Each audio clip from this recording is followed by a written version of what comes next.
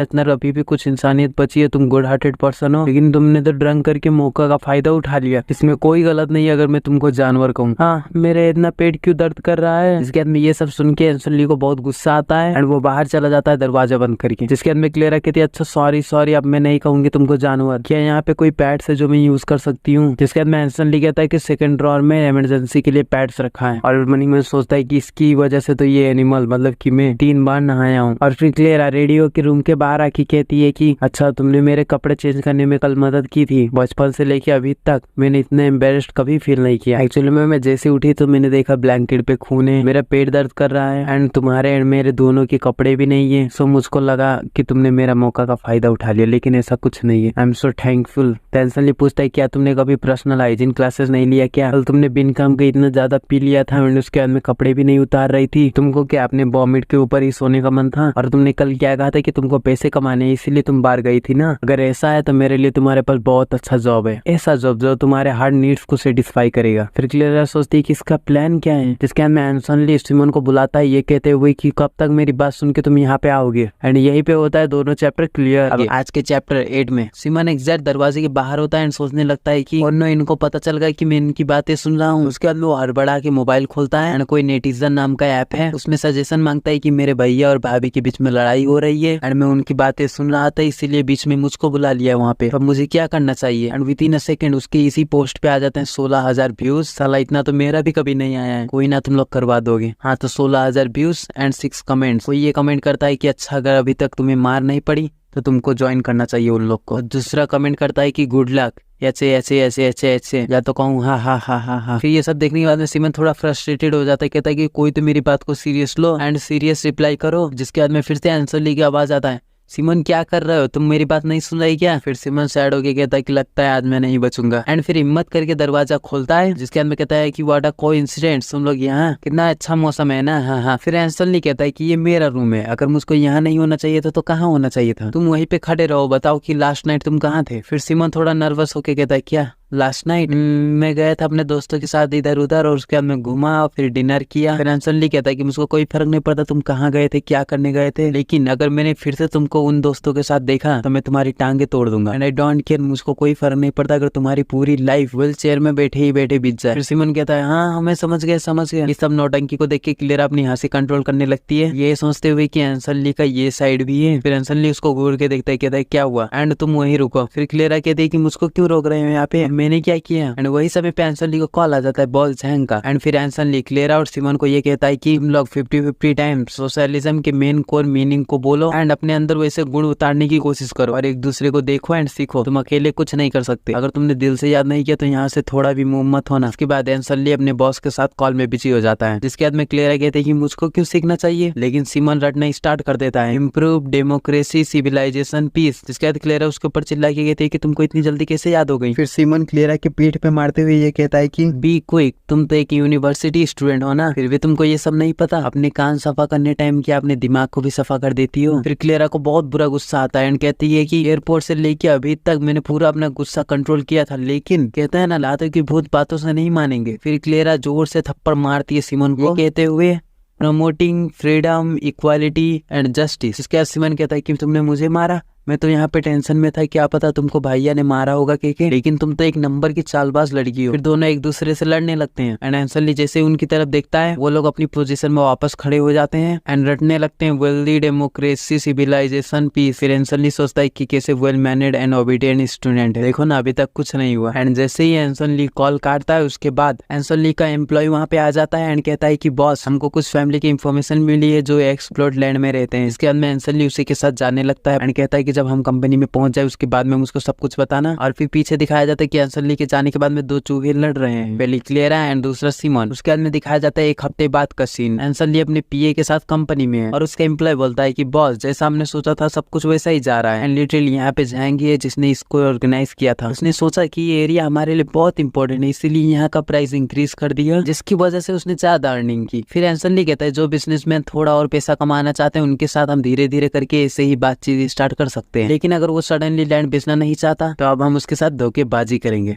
Anyways ये बताओ कि हॉल कैसा है, जिसके बाद में उसका पर्सनल असिस्टेंट बोलता है कि सब इक्विपमेंट्स रेडी हैं, पीपल लोग को भी उनके पसंद के अकॉर्डिंग चूज किया गया है, एक्टिंग भी ग्रेट है। लेकिन फिर आंसर ले कहता है कि गो अहेड, लेकिन क्या? तो वो पूछता है कि आपने वाइफ को भी आप सच में लाना चाहते हो? आई एम सॉरी ऐसा बोलने के लिए, लेकिन वो अभी बहुत यंग है ऐसे मीटिंग को अटेंड करने के लिए, मुझे तो बहुत डर लग रहा है। जिसके बाद में आंसर ले कहता है कि डरने की कोई बात नहीं है, फॉक्स चैंग बहुत केयरफुल है, हम इतने टाइम से उसके आगे एक्टिंग कर रहे हैं, अब यहाँ पे हम हार नहीं मान सकते। और बटलर को भी बोल देना कि क्लेरा का अच्छा से मेकअप करने के लिए हम लोग पार्टी में ठीक 8 बजे आएंगे। इसके अंदर उसका असिस्टेंट कहता है कि यस बॉस, एंड यहीं पे हमारे ये चैप्टर भी खत्म। चैप्टर 9 में क्लेरा मेकअप रूम में रहती है एंड सोचती है कि मुझको क्यों बुला रहे हैं ये शराबी लोग की पार्टी में। पहले कहा दिल से कि कोर वैल्यू रन करो, उसके बाद में अब पार्टिसिपेट करने के लिए कह रहा है शराबी लोग के साथ। अरे ये ली चाहता क्या है? मुझको तो बाहर से वापस आना ही नहीं चाहिए था। अब मैं पैसे कैसे कमाऊं, अपने पापा का लोन कैसे मैं क्लियर करूं? Just a minute. बार शराबियों की पार्टी और ली ने कहा था कि ऐसा जॉब जो मुझे सूट करे, क्या ये मुझे फिर से शराब बेचने के लिए भेज रहा है? जिसके बाद वहाँ पे आ जाता है एक आदमी जो कहता है कि मिस क्लेरा, आपके लिए मैंने ड्रेस बना के रख दिया है, आप यही पहनना आज। तो क्लेरा जैसे ही उस ड्रेस को देखती है तो कहती है ये तो बहुत छोटा है, मैं बाहर में गई थी पैसा कमाने के लिए क्योंकि मैं अपने फैमिली का लोन क्लियर करना चाहती हूँ, लेकिन लगता है कि ली को लगा था कि मैं अपना शरीर बेच के पैसा कमाने गई हूँ, इसीलिए शायद वैसा ही कुछ मेरे साथ ये करने वाला है। जिसके बाद हमको दिखाया जाता है वही शराबी लोग की पार्टी एंड ली भी वहीं पे खड़ा होता है। उसके बाद उसका असिस्टेंट आके कहता है कि मास्टर ली, क्लेरा रेडी होके आ गई। जिसके बाद क्लेरा को स्ट्रेस में देख के ली भी बहुत खुशी हो जाता है, कहता है कि मन हो तो अभी चूम लो इसको, अगर मैं होता तो उसको बिना कपड़ों के देखना पसंद करता, ऊपर कमरे में ले जाके। अरे यार मैं कहाँ पहुँच जाता हूँ, अरे छोड़ो मेरी बातों को, पढ़ते हैं गाड़ी। अब इसके बाद क्लेरा एंड ली के पास एक लेडी असिस्टेंट आती है, कहती है कि मैम आपके लिए मास्क। फिर ली कहता है कि ज्यादा मत सोचो क्लेरा, जल्दी से ये मास्क पहनो। तो क्लेरा कहती है कि तुमने मुझको कुछ नहीं बताया इसके बारे में एंड मुझको सीधा बुला लिया, बिना ज्यादा सवाल जवाब किए मैं भी यहाँ पे आ गई। अगर मैंने कुछ ऐसा कर दिया जिससे तुमको एम्बैरेसिंग फील हो तो क्या करोगे? तो ली थोड़ा अनहैप्पी होके पूछता है कि तुम्हारा मतलब क्या है? तो क्लेरा बोलती है कि मुझे पता है तुम यहाँ पे मुझे बेचने आए हो, तो अब बताओगे नहीं कि मेरी कीमत क्या है, मुझको कितने में बेच रहे हो? फिर बीच में ली का पर्सनल असिस्टेंट बोलता है कि मैम लगता है आपको बहुत बड़ी गलत फहमी हुई, एक्चुअल में बात ऐसी है कि जैसे वो पूरा सेंटेंस कंप्लीट करे उससे पहले ली कह देता है कि चुप रहो, तुम ज्यादा मत बोलो, इसको सब कुछ एक्सप्लेन करके बताने की जरूरत नहीं है, मुझे पता है इसको कैसे हैंडल करना है। जिसके बाद में ली क्लेरा को कहता है कि क्लेरा ये मेरा हुक्म है और तुम मेरी बात टालोगी, तुमको पता है ना अगर तुम मेरी बात को टालोगी तो मैं तुमको कोई भी पनिशमेंट दे सकता हूँ, सो वैसा ही करो जैसा मैं कहता हूँ, और तुम्हें कोई हक नहीं बनता ये पूछने के लिए कि मैं तुम्हें कितने में बेच रहा हूँ, समझी? तो क्लेरा कहती है ओके ओके समझ गई। फिर वो दोनों वहाँ से जाने लगते हैं एंड ली कहता है क्लेरा को अगर तुमने मेरी बात नहीं मानी तो मैं तुम्हारी जान ले लूँगा। एंड वो सब सीन को देख के ली के पर्सनल असिस्टेंट को अजीब लगता है थोड़ा, कहता है कि ये डायरेक्ट क्यों नहीं बता देते कि आप क्लेरा को अपने साथ रखना चाहते हैं क्योंकि आप नहीं चाहते कि मिस्टर जैंग आपको किसी और लड़की से इंट्रोड्यूस कराए। एंड आफ्टर डैट हमको दिखाया जाता है मिस्टर जैंग जो ये कहता है कि ली तुमने बहुत लगता है मेहनत की इस पार्टी को ऑर्गेनाइज करने के लिए, बिग रिस्पेक्ट टू यू। फिर ली कहता है कि आपको पार्टी अच्छा लगा, मैं वही सुन के खुश हूँ। वैसे आपको यहाँ पे कोई लड़की दिखाई दी जिसको आप चाहते हो, मैं आपके लिए अरेंज कर सकता हूँ। तो मिस्टर जैंग कहता है मैंने इधर उधर सब जगह देख लिया लेकिन मुझे कोई भी अच्छी लड़की नहीं दिखी। वैसे तुम्हारे पीछे परी जैसी एक सेक्सी लड़की खड़ी है वो कौन है? ये तो बहुत ही स्पेशल दिख रही है, ये जब से यहाँ पे आई है तब से मेरा 90% अटेंशन इसी ने खा लिया है मुझको, लेकिन ये नहीं पता ली इसको कैसे ट्रीट करता होगा।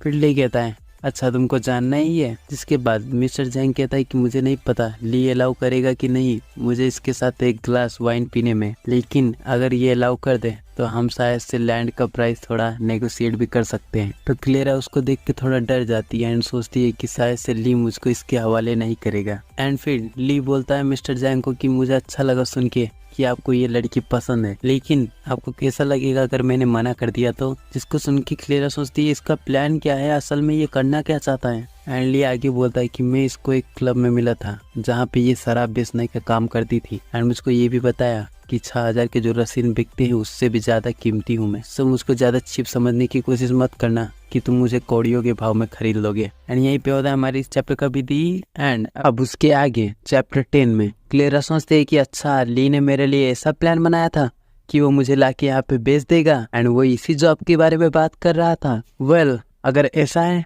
तो मुझे ली को थैंक यू बोलना चाहिए क्योंकि इसने पैसे को ठुकरा दिया मेरे लिए, लेकिन मैं ये चांस नहीं घुमाऊंगी पैसा कमाने के लिए। जिसके बाद क्लेरा ली को ये कहती है कि अगर मैंने मिस्टर जैंग के साथ रात बिताया तो जितना पैसा वो देंगे सारा मेरा होगा, टिप्स सहित। जिसके बाद में ली को लगता है कि वो मजाक कर रही है, इसीलिए कहता है कि ठीक है जो करना है करो। और फिर क्लेरा बुलाती है जैंग को एंड कहती है कि चलो बॉस। जिसके बाद जैंग कहता है कि ब्यूटीफुल, आज की रात तुम सिर्फ मेरी हो, ब्यूटी फॉलो मी। एंड उन दोनों को संग में जाते हुए देख के सब लोग कहते हैं क्या ये ली की वाइफ नहीं है? रियली कुछ पैसों के लिए को अपनी वाइफ को दूसरे के संग भेज सकता है। ये ली तो अपनी ही वाइफ को कहता है कि मेरे ऊपर चीट करो। और पीछे ली उन दोनों को जाते हुए देख के बहुत गुस्सा होता है और क्लेरा को बुलाता है, लेकिन कोई रिस्पॉन्स नहीं देती वो। और उसका असिस्टेंट ये सोचता है कि क्लेरा को बहुत अच्छी तरीके से आता है मिस्टर ली को परेशान करना। एंड ली बोलता है कि क्लेरा को अच्छी तरीके से नहीं पता कि मिस्टर जैंग कैसा पर्सन है, तुम यहाँ क्यों खड़े हो, जल्दी से जाओ क्लेरा को रोको। फिर उसका असिस्टेंट कहता है यस सर।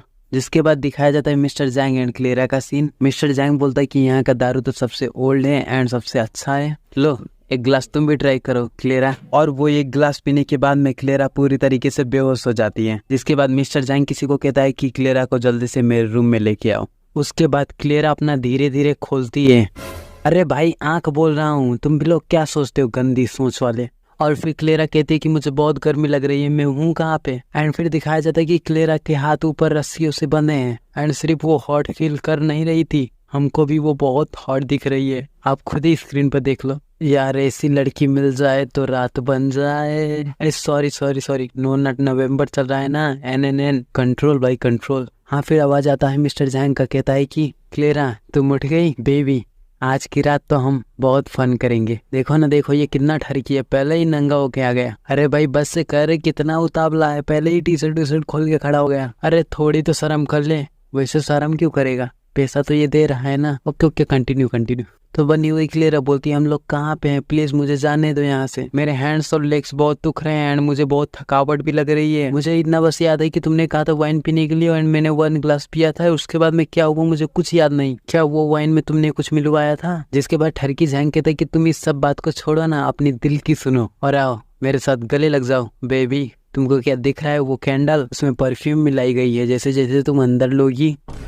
अरे परफ्यूम को अंदर लोगी उसकी बात कर रहा हूँ। हाँ तो जैसे वो तुम्हारे शरीर में जाएगा उसके बाद में तुम्हारे अंदर से भी जोश बढ़ेगा रात को मेरे साथ लुका छुपी खेलने में। फिर वो ठरकी जैंग क्लेरा के बॉडी पार्ट्स को छूने लगता है और कहता है कि जितना तुम इधर उधर मूव करोगी उतना ही ज्यादा तुम सांस लोगी, और अगर तुम सांस लोगी तो वो परफ्यूम का स्मेल भी तुम्हारे बॉडी के भीतर चला जाएगा। जिसके बाद क्लेरा सोचती है कि तुम ऐसा करते रहो, मुझे स्ट्रेंजर वाली फीलिंग्स आ रही है एंड धीरे धीरे I will lost my mind. नहीं मुझे ये सब नहीं सुनना चाहिए, मुझे शांत रहना चाहिए। तो अभी तो सबसे इम्पोर्टेंट थिंग ये है कि मैं यहाँ से निकलूं कैसे। मैं अभी शायद से शराब खाने के 2nd फ्लोर के किसी रूम में हूँ, अगर मैं यहाँ से बाहर निकलने में सफल हुई तो मैं शायद से इसके चंगुल से बच सकती हूँ एंड मुझको थोड़ा सा भी इधर उधर मूव होने के लिए हाथ के जंजीरों को पहले तोड़ना पड़ेगा। जिसके बाद में वो कहते कि मिस्टर जैंग तुमको नहीं लगता कि ये सबसे ज्यादा ओल्ड तरीका है ऐसे नाइट मनाने का? थोड़ा कुछ एक्साइटिंग होना चाहिए, फीलिंग्स वाले होने चाहिए एंड वैसी फीलिंग्स मैं तुमको दे सकती हूँ अगर तुम मेरे हाथ को खोल सकते हो तो। देखना तुमको यहीं बैठे बैठे मैं स्वर्ग की यात्रा और पूरी रात पैसा वसूल मौज कराऊंगी। जिसके बाद मिस्टर जैंग उसके गाल को पकड़ के कहता है कि मुझे नहीं पता तुम इतनी बड़ी प्ले गर्ल हो। और उसी समय मिस्टर जैंग को पछाड़ी से पड़ता है एक बहुत खतरा पंच, जो और कोई नहीं हमारा हीरो ली मारता है। और ली कहता है कि जैंग तुमने बहुत खेल लिया इतनी देर से। जिसके बाद में जैंग बोलता है कि तुमने मेरे साथ धोखा किया जस्ट वो प्लॉट ऑफ लैंड के लिए। फिर ली कहता है कि स्कैम वो भी मैंने तुम्हारे साथ किया। क्या तुम अभी भी नशे में हो? मुझको तुम्हारे जैसे पार्टनर की कोई जरूरत भी नहीं है तुम्हारी फैमिली में। तुमसे अच्छा तो मास्टर तुम्हारी वाइफ है, वो घर चलाती है, सबका ख्याल रखती है, लेकिन तुमको धोखा तो नहीं दिया जैसा तुम उसको धोखा दे रहे हो भी। और ली उस मिस्टर जैंग को अपने पैरों से कुचल देता है। जिसके बाद मिस्टर ली अपने असिस्टेंट को कहता है जितने भी फोटोज जैंग के मोबाइल में सारे उसकी वाइफ को फॉरवर्ड कर दो और जैंग को भी उसके घर छोड़ देना, रास्ते में जो करना है उसके साथ करो लेकिन मारना मत, आई मीन किल मत कर देना। फिर उसका असिस्टेंट कहता है कि यस बॉस ली जैसा आप कहें। एंड ली क्लेरा के पास जाता है एंड कहता है कि क्लेरा उठो और उसके गाल पे हाथ रखता है और फिर क्लेरा उसकी उंगली को जोर से चबा देती है एंड कहती है क्या अब तुम सेटिस्फाई हो? एंड ली कहता है कि तुम कभी नहीं सुधरोगी एंड उसकी उंगली से खून बहने लगता है। और यहीं पे होता है